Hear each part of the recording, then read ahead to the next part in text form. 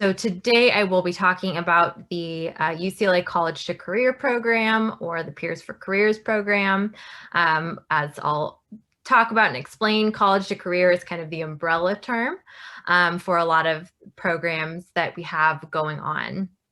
And I am currently a postdoctoral clinical fellow at the UCLA Peers Clinic, as well as at the CAN Clinic.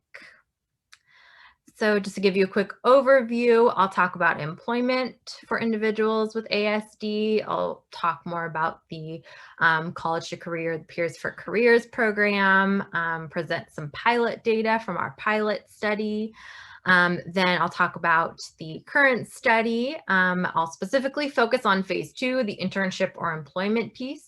Our results to date, and our current cohort, that's our cohort that just graduated. And then I'll mention future steps. So to give you all brief background information, it has been found that individuals with autism have a higher rate of unemployment, and especially during this climate, during the pandemic, often individuals with ASD or developmental disabilities have been hit harder during this time. And the rate of unemployment or attending a higher education, either a vocational training or college, that rate decreases as the time post-graduation increases. So it's really key to work with this population, and especially while these individuals are in school or directly after. Some longitudinal studies have indicated that a large portion of young adults show a notable discrepancy between their IQ and their adaptive functioning. So that's their kind of abilities, their intelligence, and their daily living skills. So there's kind of a discrepancy there, and we would expect to see a higher rate of some of the adaptive functioning skills. Across the board, there are far few services for adults, though I just saw in only a month's time the amazing services that your organization offers and the many different programs, but there are higher unmet needs, and those include speech and language therapy, one-on-one support, occupational therapy, social skills training, so really all types of services. And there's also an increased rate for all major psychiatric disorders and mental conditions, even some things that we wouldn't necessarily associate with autism. So immune conditions, GI conditions, Parkinson's, diabetes, sleep disorders, seizures. And here's just a chart of the psychiatric comorbidities, and the rates are higher than we would see in the rest of the population. And so you can see that comorbidity, so having both autism and another diagnosis. And in this same study, there were 19 of the participants who died of a largely preventable death, choking, undetected cancer, from accident. So again, this just kind of underscores the fact that this is really a population that we want to work with. And so that brings us to the UCLA College to Career program. So we know that there are lots of programs for younger children, for school-age children, and this is kind of shifting our focus to young adults.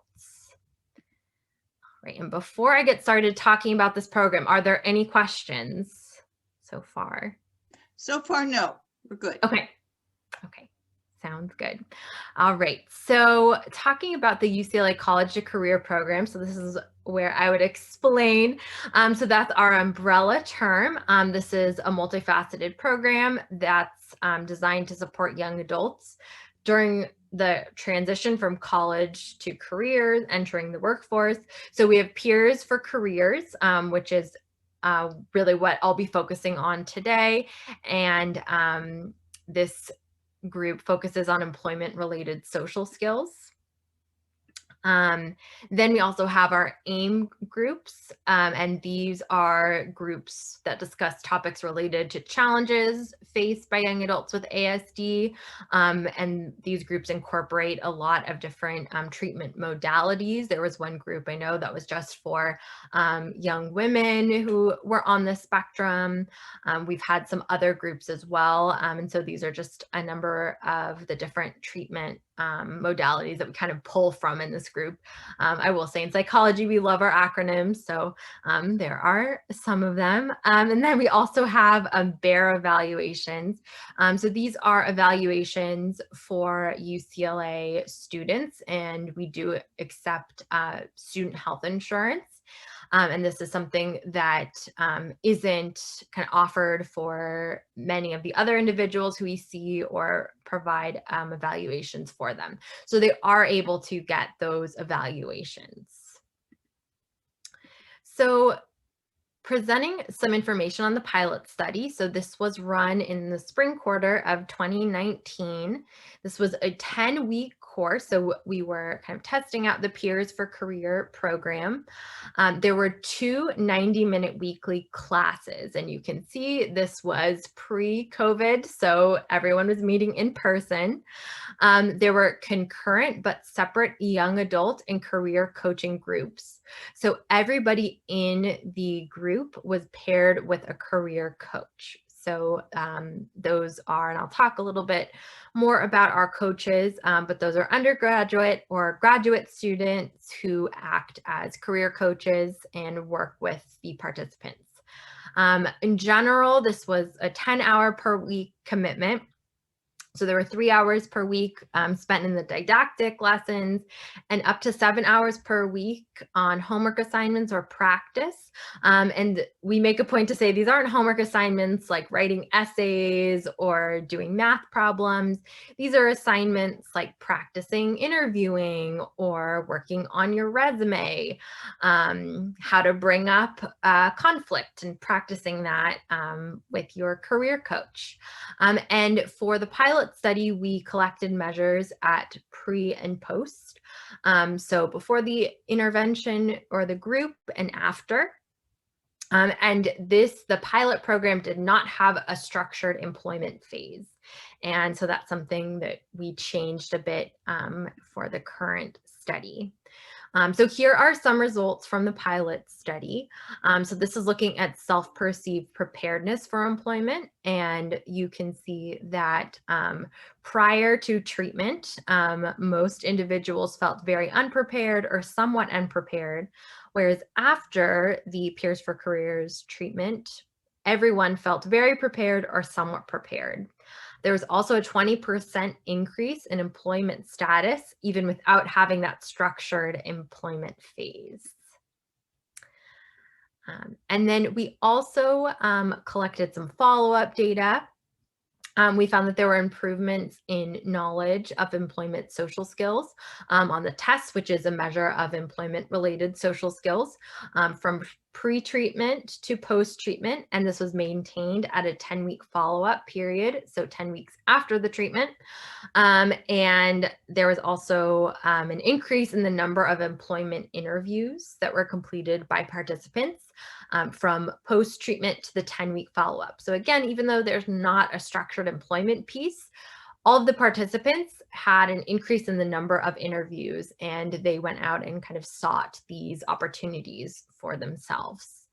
Interviewing was noted as one of the top priorities and topics to focus on, and so we have made that really something we focus on in the current study.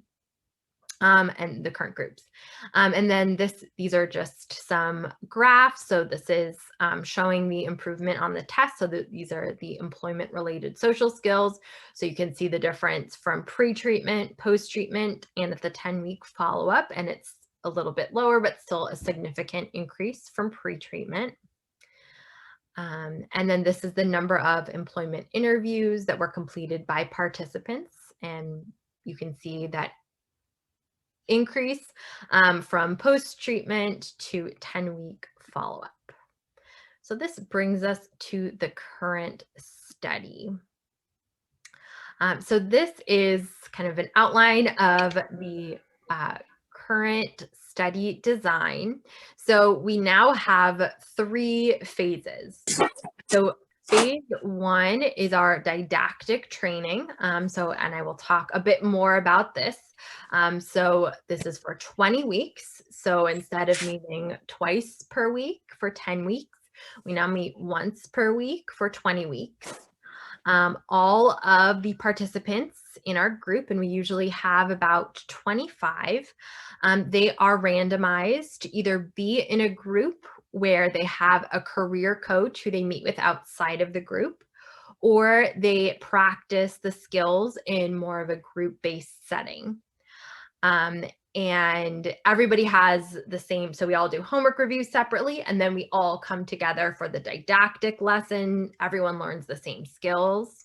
Then after the 20 weeks, so this actually just happened last week, so we have graduation, very exciting. People in the no coaching group or the Peers for Careers group, they're re-randomized to either receive a career coach for phase 2, the internship or employment phase, or they don't have a coach. So that's where you see the never coach condition, the internship only coach condition, and then if they had a coach for the first 20 weeks, then they will continue to have that same career coach. And last week, there was a little meet and greet, though this happened before the 20 weeks, where all of the young adults and the coaches met each other and kind of did, it's kind of like speed dating, got to kind of rate each other who they wanted to work with, and then they were matched. And the same was true for the individuals who were re-randomized to the group to receive coaches into phase 2. Reina, this is probably a good moment to, there are a couple of questions, so I'm gonna interrupt you for a sec. One person wants to know what TESS stands for. That's the employment social skills. Okay. And the other question, which I'm sure you'll be getting to later, is just wanting to know if this program is limited to people that are UCLA students. Great question. It is not. Okay. So we are housed at UCLA, but we recruit, and that's one of the plus sides of Zoom, is that we can reach people all over the state. We are mainly focused on California, but that being said, we have people from kind of all over. I think we had some people from Northern California and Southern California, because you don't have to worry about driving to UCLA 1 time per week. And I think we're going to try in this next group to see if it works with people out of state. And to see kind of what that's like, because a lot of jobs are remote now. And so because we were first thinking, oh, we'll make connections with a lot of the employers. And so that's why we're thinking we want to kind of stick to Southern California. Now that there are so many companies that are moving to remote work, then we're kind of expanding that. So absolutely anyone who has training or some college experience, if that's a community college, vocational college, four-year university, they are eligible. Okay, there are a couple more questions, Reina. So one, and it's kind of related to that college question, is being enrolled in college a requirement? Can the young adult be taking classes for a trade? Yes, so it is not a requirement. You don't have to be currently enrolled. I will say I think we go up to age 35, so 18 to 35. So there are some people who are still in college, and there are some people who have graduated and they're a couple years out and then want to enter the workforce. Definitely studying for a specific field. We've had people who are studying cosmetology, and there are other kind of vocational schools or classes that definitely. Okay, and let's have this be the last question for now. What percentage of participants had the support of Regional Center? That is a great question. I don't know that off the top of my head. I know and is that a question while they're in the study or just in general? I think it would be in general. And you know, some of the programs like the paid internship program are Mhm. only offered to people in the regional center. So I think Right. probably some of the underlying concern is that, do you have to be a regional center client? Right, right. So you do not have to be a regional center client. And part of being, so we're in the study phase right now, we are hoping that when we're done with the study, this will be offered as a clinical group. Right now, you cannot be receiving other coaching. So that's one of our exclusionary criteria. I will say, because from doing some of the eligibility appointments or intakes, that I know it's a mix, that there are some people who are members of the regional center and some people who aren't Okay, members. just to make sure we don't keep going, because there's questions about eligibility and stuff, and I'm Sure. sure you'll get to that later, but just one last question, since it had to do Absolutely. with the coaching and the setup of the study design. Yeah. Question was, will the coaching and exercise for the next program be virtual or in person or both? Really good question. And that's a question we're getting a lot. I think that as of now, our plans are for it to all be remote because, or virtual, because we just don't know what's going to happen. And again, it allows us to reach people in different areas. So that's our plan. And we've kind of figured out how to work it over Zoom. But we'll kind of see what happens. Okay, why don't you continue, Rena, because this could go on forever, and I want to make sure we get through your presentation. No, these are great questions. I so appreciate them, and I'll stop again to ask for questions. All right. So this is to give you some more information about the group. So as I mentioned, we meet once weekly for 20 weeks. All of our group meetings are 2.5 hours. They're over Zoom. We do realize this is a long time. So what I always tell people is, as long as you are awake and paying attention, you can be as comfy as possible. So our groups are from 5 to 7:30 on Thursdays. And so oftentimes it's during dinner. And so people will be eating dinner or in their bed. So again, as long as they're awake, paying attention, that's completely fine. And we do have a little break in there. We have the homework review at the beginning with the smaller groups, the large didactic. You'll see a picture on the next slide, I believe, and that's kind of what our groups look like.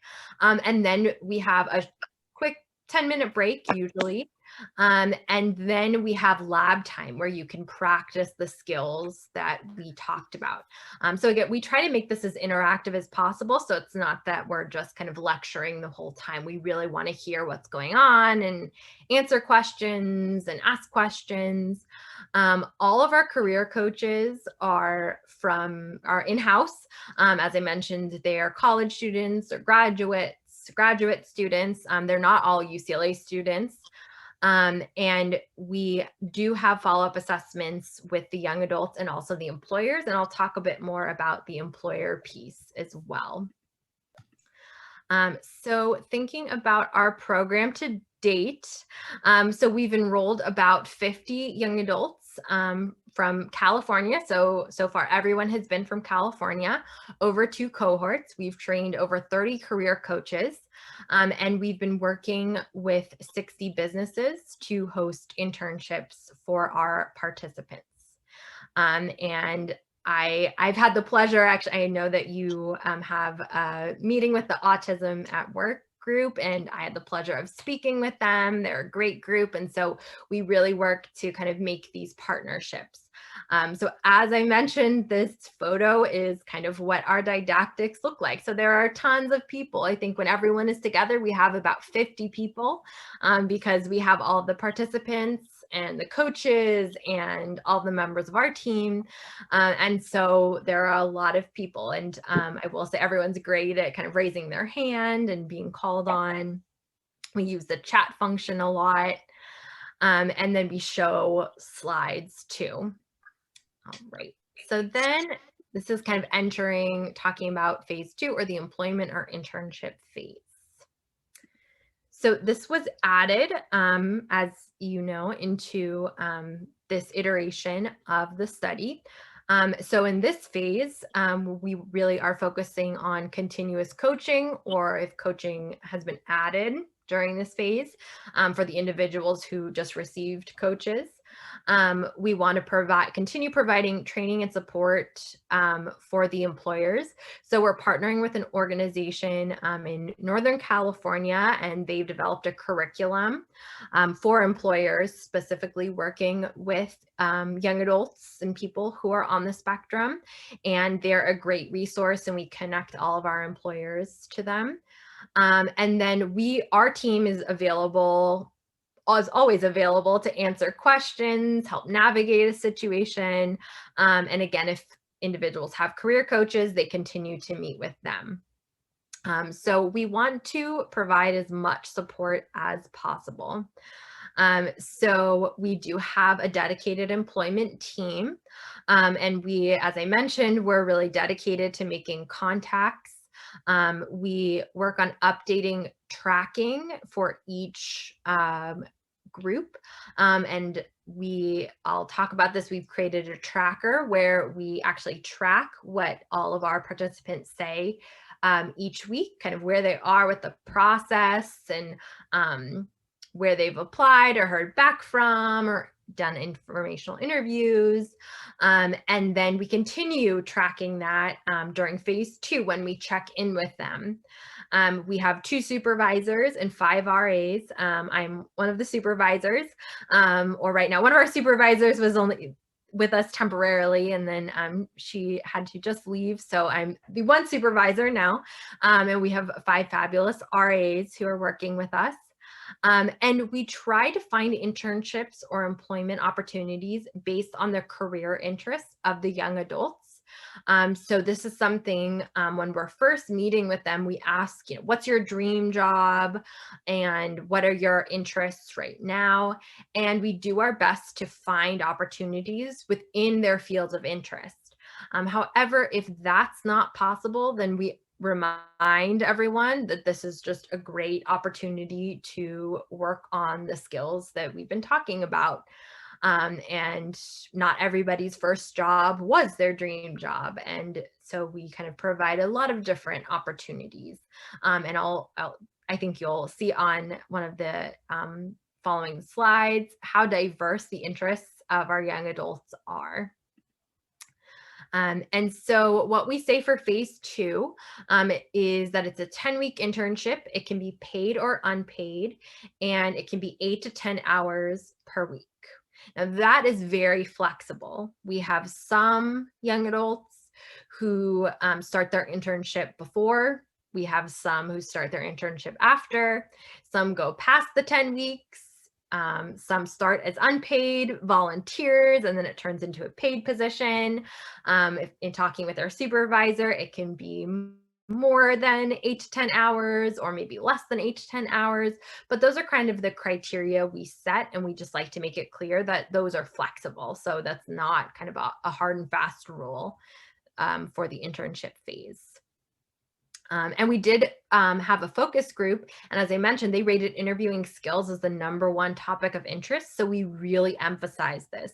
So there's lots of time to practice interviewing skills and to practice that if you have a career coach or with other members of the group or with members of your family. Or we even recommend recording yourself interviewing and then watching it back. I know I've done that, and it's very interesting when you notice, oh, I say that a lot, or I nod my head all the time. So we do really focus on this. And we also emphasize informational interviews. And what informational interviews are is a chance for our young adults to talk with people in their field of interest. So to ask them questions like, how did you get to where you are today? What do you do on a daily basis? What experiences do you recommend I should have? So not only are they gaining information about their chosen field, but also comfort with interviewing skills. And we make it very clear that you should not ask for a job during these informational interviews. These are really opportunities to gain information. And we have put together catalogs, and they're on this slide, so I'll get to them. So we have catalogs for both the informational interview and the internship or an employment piece as well. These are constantly updated. So these are contacts that we have, and we provide information for how to contact these people, and a brief description of where they work or what the internship or employment opportunity entails. As I mentioned, these are constantly updated dynamic documents, so we recommend everybody checks this. And these are resources that are available to people even when they graduate from the group as well. And we are always updating this. That being said, we do make a point to say this is one resource. And so we list at the end of our documents or our catalogs a bunch of other search engines like Indeed and ZipRecruiter. We also have, we list specific employment related opportunities for people on the spectrum. And we also have a section for seminars and classes, those types of things. So we try to provide as much information as possible. As I mentioned, we do have an employment tracker, so it's updated weekly, and then after in phase 2. So now that we're in phase 2 for our cohort who just graduated last week, we will be updating that tracker and kind of saying where everyone is in the employment or internship process. We want to provide as much support for our young adults, and really success is, we want to set them up for success. And so we check in with them and provide ideas and recommendations for who they should talk to. And so that's something that we'll be doing with this cohort who just graduated. All right. Any other questions before I get to? Yeah, there's a couple. One is, can the participant be under 18 years of age? I don't believe so. Okay. And I know you'll go into this next, but later, but I'll just bring it up. When will the next program be starting? Yes. So our next cohort will be starting in May, either mid to late May. So we're currently doing intake appointments or screening appointments for that group. So definitely, if you are interested, then contact us. And I have our contact on the last few slides.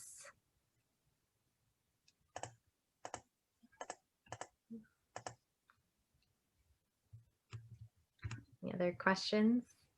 Oh, no, I think that's, hold on, let me just double check. I was multitasking here. Okay, yes, there are a few more. Okay. People want to know if they can access the internship catalog. I assume that's just for people that are in the program, but. Yes, it is just for people who are in the program, and we have kind of a disclaimer in saying that, so that's not to be shared. So it is a resource we do provide for people who are just in the program. Okay, this is a good question for you, Reina. Do you guys assist with helping people figure out what their career should be? This is often a problem area for folks. That's a great question. So we, on the very first session, everybody fills out a career action plan. And there are a lot of individuals who say, I don't know what I want my career to be. And people take, and this is, I think, these are homework assignments for the first session, take some tests, and they tell you kind of what your career should be. That is part of the informational interview. What's so great about them is that if you're not sure, then you can meet with people in different fields and kind of get a sense of, oh, this sounds like something I might be interested in, or this sounds like something I'm not interested in at all. And so we do kind of talk to our young adults in what they might be interested in. One question I have gotten from a lot of employers is that this is not a program where we only work with people who are interested in going into IT. So we have people with lots of different interests. And so to get back to that question, we do focus a lot on figuring out what are you interested in, or how can you expand that interest too. Maybe you know that you like art. Okay, how could you apply that? Or these are some different fields. And the catalogs are actually broken up into those domains. So you can click on them in the table of contents and kind of go to the ones that are, these are the opportunities under graphic design. So maybe I'll look at those. So we do a bit of that for sure. Okay, I have 3 more questions and then we'll let you continue here. This one's a short one, so I'll do it first. Do you have to pay to enroll in the program? You do not. So since right now we are in the research phase of the study, then we are so appreciative that anyone is participating and of anyone's participation. And so there is no fee in participating in these groups. Okay, and then the last question was just to have you give some examples of the internships. Where people have been placed? Yeah, just can you give some examples of the kind of thing? So you'll see again on one of the slides coming up, the diverse interests. So we've had some people who are interested in like software design, and they've been working with a startup company who's designing an app to match like research studies with participants. We have someone who is interested in food services. Well, a lot of those jobs weren't really happening, or he didn't feel comfortable kind of working in person. And so he was able to work in an organization where he worked on a cookbook and putting that together. We've met with people from different financial organizations and different museums around people who are interested in history, archaeology. A lot of people in actually this current cohort were interested in entertainment. And so there are a lot of video editing positions. Some people have been cast in different TV shows. And so it really varies. A lot of graphic design interest as well. So those are just some of them. Okay, terrific. Why don't we continue then? Thanks, Reina. Sounds great. These are fantastic questions. So to talk about cohort 1, so we've had 2 cohorts so far. So this cohort started in May 2020. So we had 22 young adults who completed the 20-week course. They are currently completing phase 3, so the follow-up. So we're almost done with all of their follow-up assessments. And so we're looking at that data. So this is still preliminary data. So at the start of phase 2, over 80% had internship offers or interviews that were in progress, again, at the start of phase 2. So that's the internship or employment phase. And then 54% had internship or employments that were secured at the start of phase 2. So that's for cohort 1. And I think that will be very exciting to see, okay, how did things go? I know I just found out we had 2 of our participants from cohort 1, and I guess they stayed on and they have been working at the same company, tech company, interning until I think just last week, which was pretty exciting. And this group ended, I think, in October. So they've been there for a while. And so it will be exciting to see for sure. So here are cohort 2 updates. So this started in early 2020. Early October 2020, excuse me. There are 26 young adults. They completed week 20 last Thursday. A number of coaches from cohort 1 were assigned to a new young adults during cohort 2, though not all of our coaches were returning coaches. And from the 26 young adults in cohort 2, again, we haven't, I guess just today is our official first day of phase 2, but 11 have secured, or 42% have secured employment, though our employment team will reach out to everyone, and so I anticipate that number being even higher. I will say that this cohort, almost everybody has done interviews and submitted applications, so I'm excited to hear kind of how everyone is doing in this cohort. So here is the slide I was mentioning, referring to. This is the current cohort, the one that just ended, their interests. So you can see those, they really range. So we have people who are interested in archaeology, acting, sports, statistics, engineering, video editing, voiceover acting, marine biology. So really a range. And I will say that I have learned a lot in talking with people who are in these different fields and learning about, you know, the differences between certain types of like statistics or computer programming, or the different programs that are used. And so it's really been a great experience for me as well. And again, as we're kind of doing the intakes for this next cohort, then trying to get a sense of what specifically are people interested in doing. And sometimes it is just people want employment and they just want to fulfill that, and we completely understand and are very supportive of whatever people decide that they want to do, for sure. And again, it's been interesting asking about employment opportunities during a time where there are a lot of organizations that say, you know, this sounds like a great program. Right now, we're just trying to figure out how things will work remotely. So check back with us.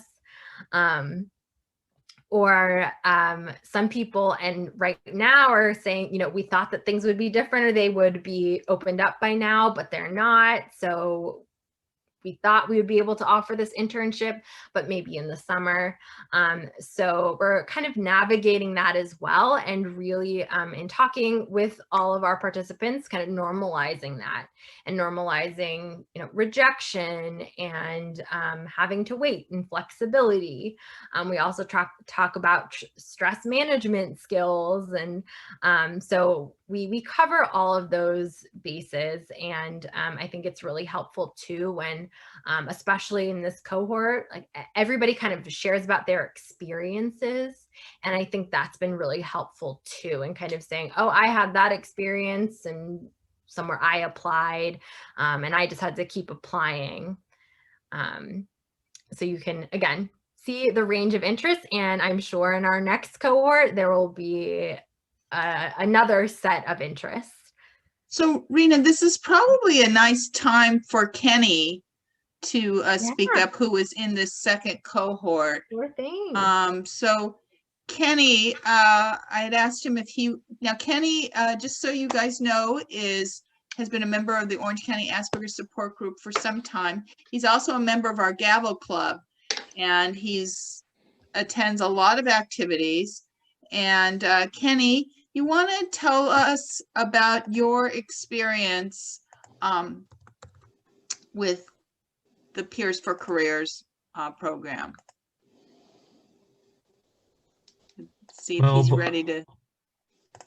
Before I begin, I want to again thank Judy for the internship at the OCASG. So I am pleased to be part of the current Peers for Careers program, and I just completed phase 1, which is a 20-week peers training course. And again, I want to thank Judy for making the peers program available on the official website. Before joining the program, I had attained associate's degrees in accounting and economics, business administration, and tax preparation at Saddleback College. Then I transferred to the University of California, Riverside, and earned a bachelor's in business with a concentration in accounting. And I have also earned several other certifications from Saddleback after transferring back there. About my personality, I am an introvert who's more focused on working and being productive. This means that I am not very social, and in peers, I learned that doing interviews isn't easy because I tend to answer questions rather briefly and sometimes don't provide enough details. But as the weeks went by, I managed to lengthen a lot of those answers to some degree. I became interested in the field of accounting because I am quantitative and detail-oriented, and I also like working with numbers. I've studied on my own for the CPA exam, but I've come to realize that I may need graduate work to pass all the exam sections with a decent score. Right now, I'm involved in 2 internships relating to the field of accounting. One of them is at Optimentality, a nonprofit care provider, where I developed their chart of accounts with an accounting software program called Aplos, and I've also assisted in the entry of financial data on a monthly basis. My second one is a treasurer internship at the OCASG, where I've conducted an audit of their finances and aided in the preparation of their financial statements. Right now, I'm looking for additional internships and/or entry-level jobs in the fields of accounting and data analysis / data entry. What I've learned from the peers program over the 20 weeks, well, we've been coached and had lessons on job hunting techniques, creating and updating resumes, crafting cover letters, interviewing skills and practice, conducting informational interviews, using LinkedIn to network, navigating workplace communication and relationships, stress management, and prioritizing work tasks. At the end of the program, we have developed a career action plan. Now, phase 2 involves an internship phase, and in it, I am looking for more internships while also being randomized to receive the didactic training with a coach. Also, in phase 2, I've developed an interest in data analytics and have also been studying in a official data course sponsored by Google. I appreciate the skills I have gained while working at the Peers for Careers program, and I would urge members of the OCASG to check it out if they can. Thanks a lot, Kenny. Thank you. Maybe during the Q&A portion, if anyone has any questions for Kenny, he can ask. Reina, you want to continue? Sure, and thank you so much, Kenny. I had the pleasure of working with him, and it was so wonderful to kind of see the progression, and just to hear about all of the wonderful things that you he's did doing. Great, right? All right. So I'm close to the end. So talking about next steps and future directions. So this is our recruitment timeline. So we just we had finished cohort 1, cohort 2, and they're in phase 2 now, and we're recruiting for cohort 3. This almost never happens in research, but we are a little bit ahead. And I think because we have recruited so many individuals, we'll probably only have to do 4 cohorts instead of 5, which is pretty exciting. And that just means we're getting closer to offering this as a clinical group. Which we really want to do because we're already thinking about, oh, we want to change this or add this when it's a clinical group. So again, this is just kind of looking at the timeline, and there will be some data analyses, and we'll work on preparing manuscripts and probably a manual for this program. And then thinking about next steps and future directions. So we are always looking for employer connections. So if any of you are interested in offering an internship, again, that can be paid or unpaid, definitely let me know, or serving as a contact for informational interviews. We're also always looking for contacts for those. And then we are currently doing recruitment for cohort 3, as I mentioned. So now is a great time to contact us. So I mentioned some of the inclusion criteria. So you do need to be, it's 18 to 35 is our age range. Have a diagnosis of autism, Asperger's, PDD, NOS, and send that official documentation to us. And then also be enrolled or have graduated from higher education programs. So that can be a 4-year university, community college, junior college, vocational classes, any of those count. And we kind of look for those. So those are really kind of the main things that we look for. And then we do an eligibility appointment where you will meet with me.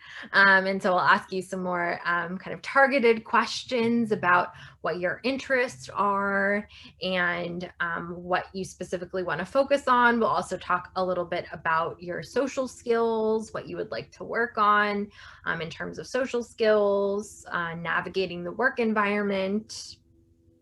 As I mentioned, we do have opportunities within the group where you can practice the skills, and we also have role play videos where you can kind of watch the skills going on and happening, good role plays, bad role plays. And there is, we do some structured testing. And so we just want to make sure it's kind of a good fit on both ends, that this is something that you have time for and want to commit to, because this is 40 weeks. And also that it's a good fit on our end too, that we feel like we can help with what you're interested in.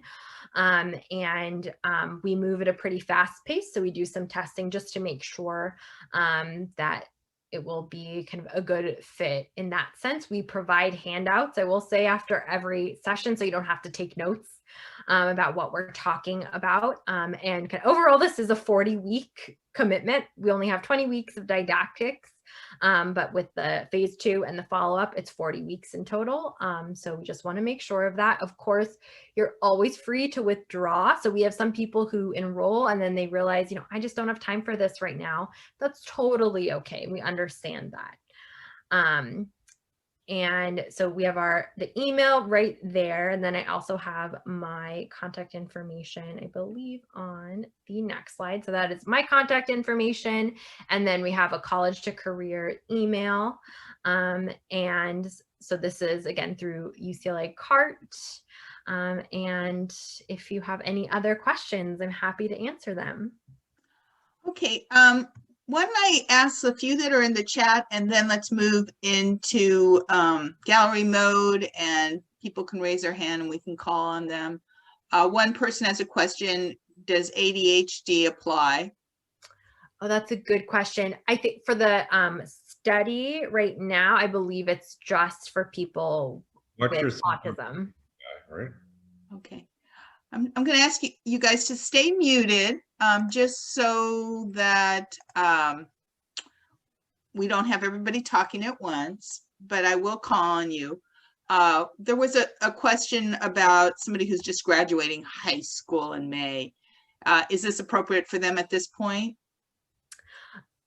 So they would probably qualify. I would say that it just anecdotally, it's probably more beneficial if you're a little bit into college, so you kind of know what you're interested in. And there are some internships that specifically say we're looking for upper level juniors and seniors, people who've had this level of training. That's not to say we have definitely had freshmen and sophomore in our groups, but just kind of anecdotally. Yeah. I'm gonna ask maybe one or two more questions, and then so if you want to raise your hand in a sec, that'd be great. The person was asking, do you have to have some education in the career that is your area of interest? Oh, that's a great question. Nope, you do not. So there are some people who are interested, you know, they got their degree in something and then they want to do something totally different. And that's completely okay. And I think that's where it's really helpful, where we do some resume reviews too, and kind of thinking about, okay, what can I say? What experiences do I have that kind of fit with the jobs that I'm seeking, and how do I write tailored cover letters for the specific jobs that I want? So you don't have to have experience. That being said, there are also some jobs that say you need to have these experiences for us to consider you, or these are preferred. But for our group, you do not. And we have some opportunities on there where you don't need prior experience. Okay, in a second, I'm going to look for hands to call on, but I just wanted to say, you were emailed the presentation. You will be emailed the presentation again when I have taken this recording and put it up on YouTube. I posted the presentation in the chat. So anyone who has a question about getting the presentation, you're covered.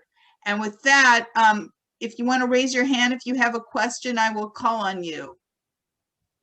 Yeah, Michaela, you can unmute yourself now.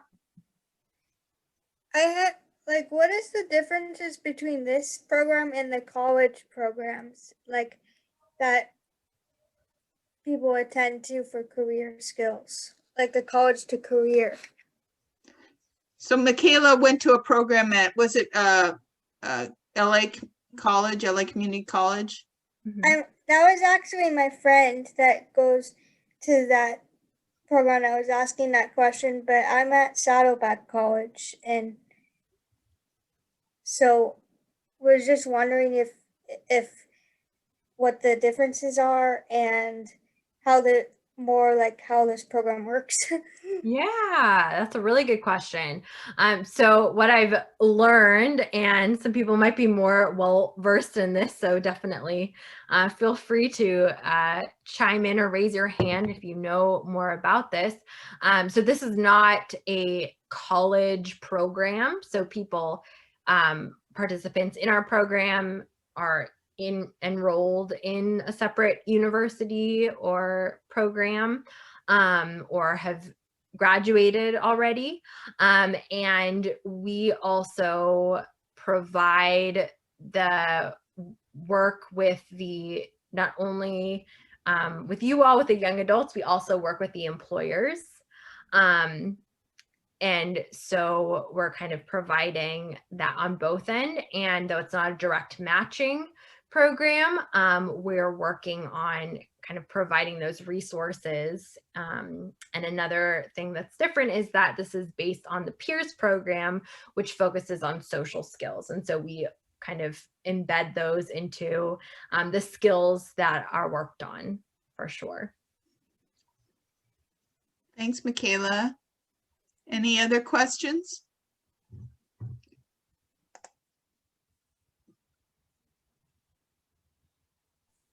Well, I have a question. Sure. Who's that? Helen. Sure, Helen. I'm Helen. Hi. So my son is not ready. He's 17, but it's good information for the future.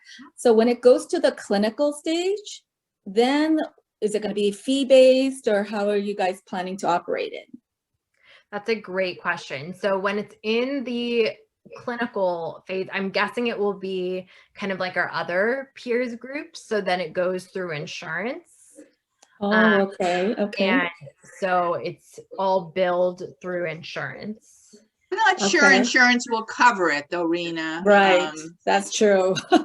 It's not clear to that's me tough. that the insurance will cover it. So Yeah, I that's just a want good to, this question. is such a great program, and I'm like really excited for the future of our kids. But if it's not accessible financially, then it's just back to, you know what I mean? Like Oh, I want it to be lively and have, you know, so it absolutely. might be good, Rena, if you could become a DOR vendor, We're Department of working on Rehab. that. Yes. Yes, and then that would be a way that But it's easier to become a DOR client, open up a DOR Mhm. that's Department of Rehab case oh, okay, than okay. regional center. I mean, regional center would be good as well, but not everybody in our group can qualify for regional center, where Mhm. pretty much everybody could qualify for Department of Rehab. So if they could become, if you could become a Department of Rehab vendor, then that would be a way to not have the cost be prohibitive. Right. Right. Right. That's great advice. Yes, and we're working on that, and yeah, I think that there are definitely efforts to make this as accessible as possible for sure. So I think we'll we're kind of thinking about that, and I think it's good to think about those things before we get to the clinical phase. So is this the last cohort, the cohort 3? No, so there will be 4 in the 4, research okay. study. Okay. And then there might be a 5th. We don't think that there will be, but there might be. And then it will probably move to clinical groups. And so this is much like we have our other peers clinical groups. I'm Okay. going to ask you a question and Thank then you. I'll call on Kinsley. So my question for you is, previously I heard you couldn't have already completed the peers program, peers social skills program. And many of us have had our kids or have participated in peers. Is that still a restriction? No, we actually have lots of people who have been in peers previously. I think there's just a time frame. So if you just completed a peers group, then you can't be in this group. But I think we had 1 week where I think they were all like past participants that we did intakes with. Okay. So absolutely, people who have done previous peers groups are eligible. Okay, Kinsley. Hi, Reina. I might have heard you incorrectly, but did you say that if they're receiving any other coaching or programming, they're not eligible for the program? Not career coaching or employment coaching. So other services, absolutely. That's completely okay. We just don't want people to be in another career service program at the time. Now, we do have some people who are working with organizations who provide kind of matching, who provide opportunities, and that's completely okay because they don't offer that coaching. It's more of if there's that active career coaching piece. Got it. Thank you. Thanks, Kinsley. Deb, did you want to ask your question? Yeah, and this is kind of, I don't know if it's just something I should talk to you privately about, but my son went through the first cohort, and he's a person who does really need a lot of support. Mm-hmm. So he ended up with no internship. The one that his match, the person kind of disappeared for a while, and he really didn't know what to do. Yeah. And so I didn't know that there was another bank of internships or anything you could look at, Mhm. you know, because he had a lot of informational interviews and they were entertaining, you know, but so and the thing that I thought, you know, he needed the most, certainly even once he got an internship, was that support, you know. So that's why you know, it was a shame because, you know, he started in February, right at the beginning of, before anything fell apart, and it was so lovely, it was so exciting. You know, he went down there and I thought he was going to take the metro, and it was just, you know, it was going to be a whole new world for him. And then instead, you know, he ended up like in the room with Zoom, you know, and he would be sitting there just like, you know, he doesn't relate to Zoom. Our house gets really hot. You know, your things would be at 5 o'clock when it would be burning hot in the house, and he'd be like, you know, and it was just kind of, it was just a shame because it was such a dream come true at first. And the thing he needs is like even social skills. He needs things where his body gets in the way of people. You know what I mean? He needs things where he needs to know, don't squeeze through the door with the rest of the people, that kind of thing. So that's why I was like, but anyway, so that's why at this point, you know, I didn't even know there was like a bank of anything like that. And again, he needs a lot of support usually with stuff, you know, as far as like I homeschooled him, you know, so that's why it's kind of a thing where I always have to help him figure out what's going on. And I think he's been sitting in his room for the last, like, you know, 3 months now. God, you know? well, I'm so sorry to hear that. And I'm sorry that it didn't work out. And that we weren't more supportive. We did just send out these resources to all of our participants from cohort 1 and 2. So he should have gotten that by email. So definitely tell him to check that, because and what is it that because I mean, I see all the emails and I haven't seen anything like that. What is that? It's a list of internships. The links to the catalogs. Yes. Yeah, because I haven't seen anything like that. Because I have to look at his emails too. Because like I said, he always needs a lot of support, and that's why, you know. So okay, I'll look more. It might be there. If not, and do you have our coordinator's email? Well, the administrator assistant at Catherine C or something. So I don't know how to say last name, but the person that sends the emails all the time about him filling out and going up for the video, you know, the metrics, those things that you do.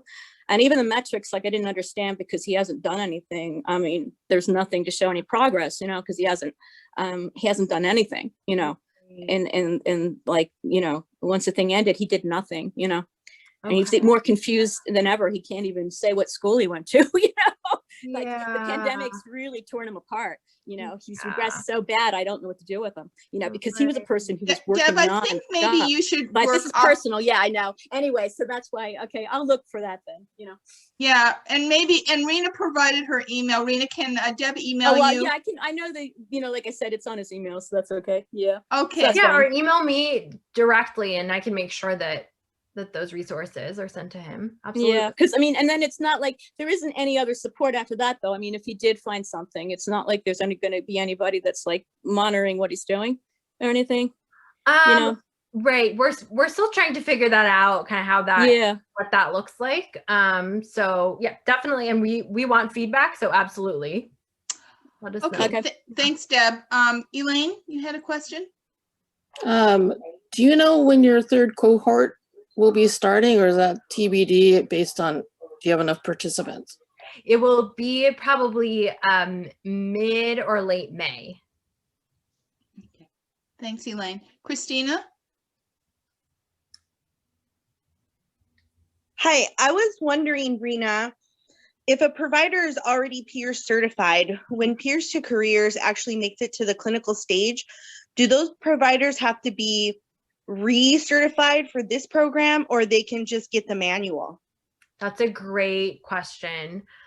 This is just a guess. I would think, because I know for other programs, there are different trainings, like for our Peers for Young Adults and Peers for Adolescents. They're coming out with their Peers for Preschoolers group. There are different trainings where you can get certified in those. So I would think there would be a different certification for this and training, but there will probably be a manual that you can also purchase. Okay. Paul. Oh, hi. Apologize if this is a stupid question, but we live in South Orange County, and I'm just wondering, you're based out of UCLA, so I'm just wondering how much of it takes place in LA, and are there companies, or is it in any way set up so that it's a little bit more geographically accessible to those of us who may be, you know, in Orange County? Absolutely, yeah. So it's all over Zoom. So that helps, and we're definitely looking at different internships and employment opportunities that are based in different areas, because we have a number of people who do live in different areas. So that is something we definitely take into consideration for sure.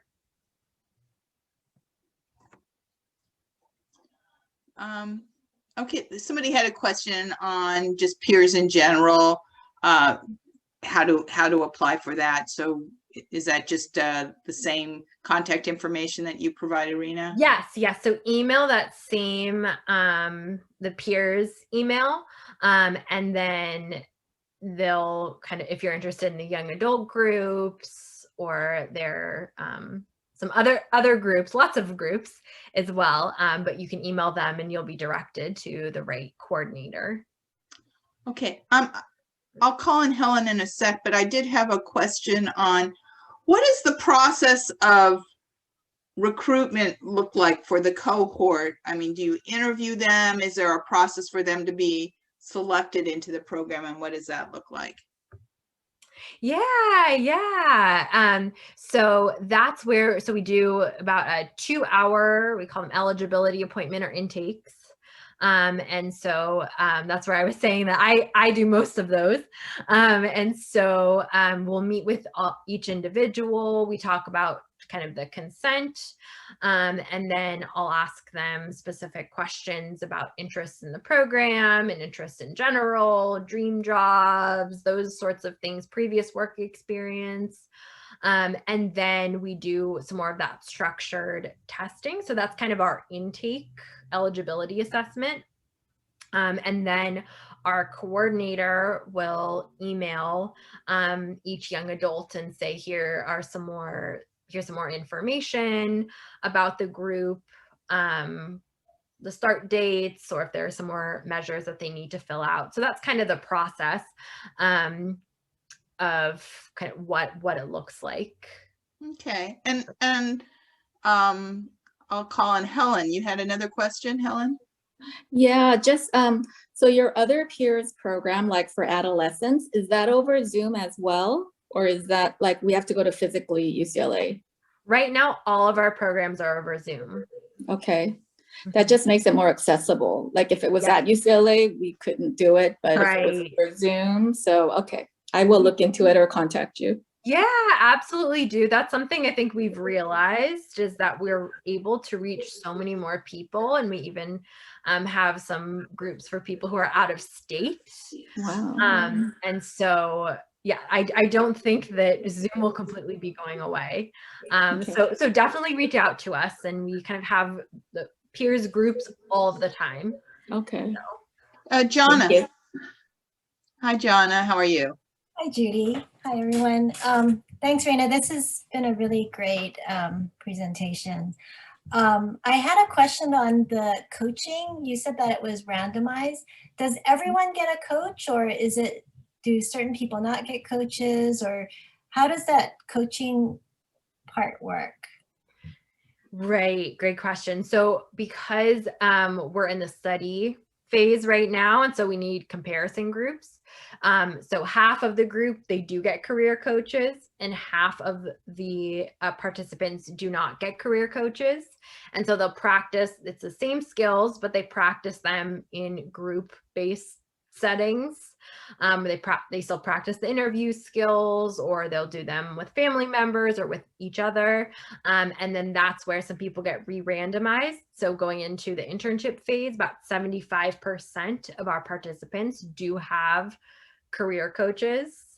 I do think something that will change moving forward is that we want everyone to have a coach, because we know how helpful that will be.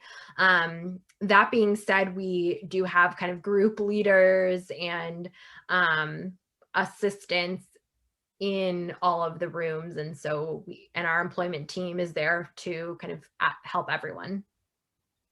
So just to clarify, so that means some people may get coaches, some people not, and it's a totally random process? Correct. Okay. Mm-hmm. Max.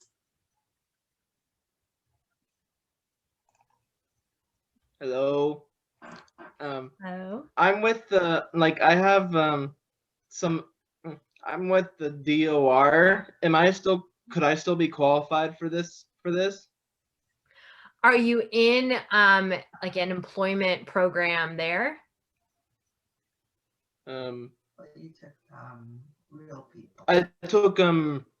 I took a program called Real People, which they helped me get into, and that was basically led me to my first job, which basically stopped now that COVID hit. Yeah, Rena, Real People is a 6-week training on After Effects. It has no employment skills related activity, but it does sometimes have Max, did you get to actually work after you completed the Real People program? Did Jimmy get you a job? Yes. Okay, great. So he got some work experience after he completed Real People. Great. So I think, and then COVID hit. And then COVID hit. So I think I would guess that you are still eligible if you're not kind of currently receiving active career coaching. And we have a lot of individuals who can come in with employment or they're looking for new employment, or COVID hit and then their job isn't happening anymore. So I would think that would meet eligibility criteria.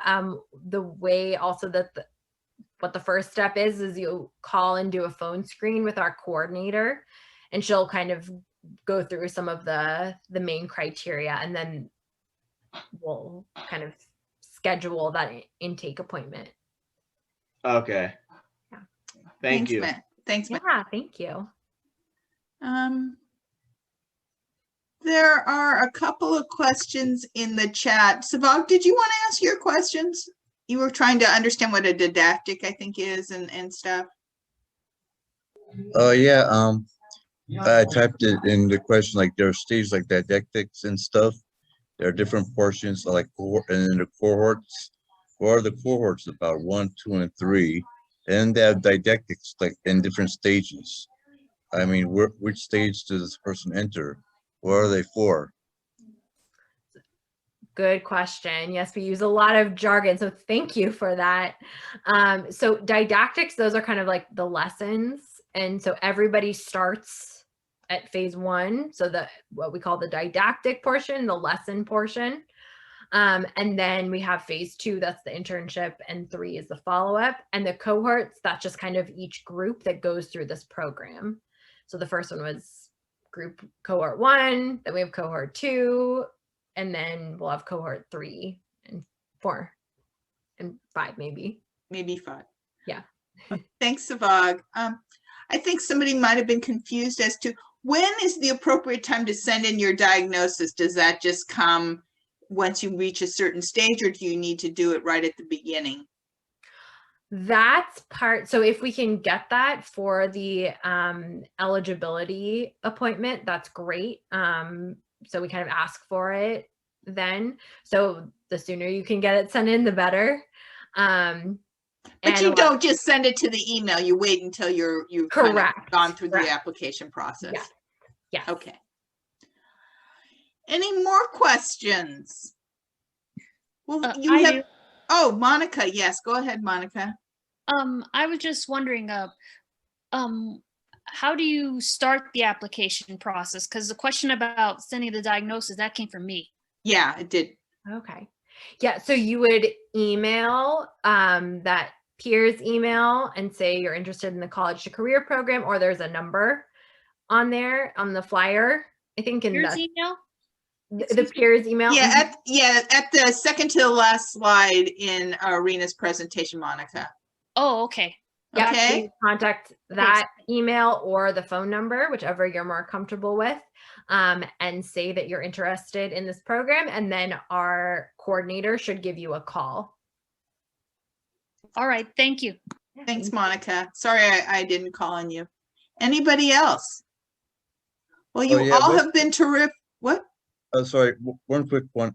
What's the typical day like a schedule wise? For the program? Yes, for like the didactics. Yeah, so the program, so it's 2.5 hours. So a lot of people have classes or they do other things before. And then with the group, we start at 5 on Thursdays. We do what we call homework review. So for about 30 minutes or sometimes a little bit longer in smaller groups, then everybody joins into a larger group. And that's where we have the didactic, the lesson. Everyone is together. We'll have a break, and then we have lab time where you can practice the skills that we talked about for that day's lesson. So that's pretty much it. So it's, again, 2.5 hours. Okay. Oh, yeah, Peggy. You're muted. Oh, there you So go. do you do breakout rooms for the lessons? Is that how it works?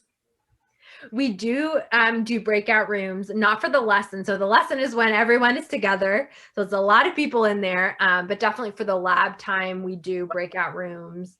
And that's where people can practice their interviewing skills or work on some of the other assignments that we talked about. I know some of our last ones were practicing handling a disagreement, and so they can get some practice with that. And then there's someone overseeing each breakout room? Mm-hmm. Yep.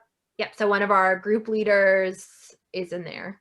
So about how many people are in a breakout room? Because don't you have 5 assistants?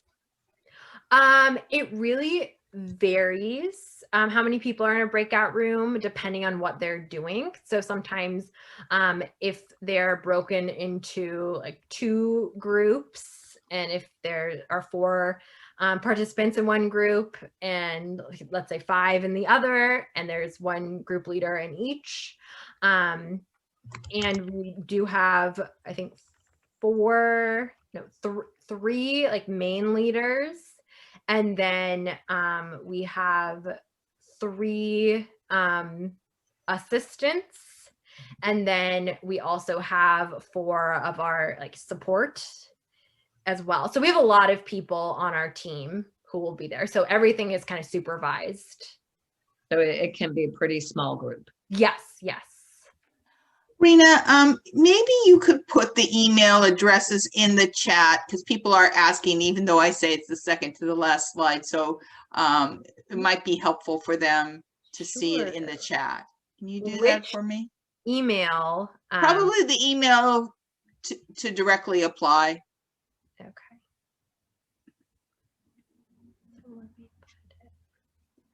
And while Rena's doing that, so thank you everybody for being such a great audience and participating in the discussion. And thank you, Kenny, for presenting. You did a great job.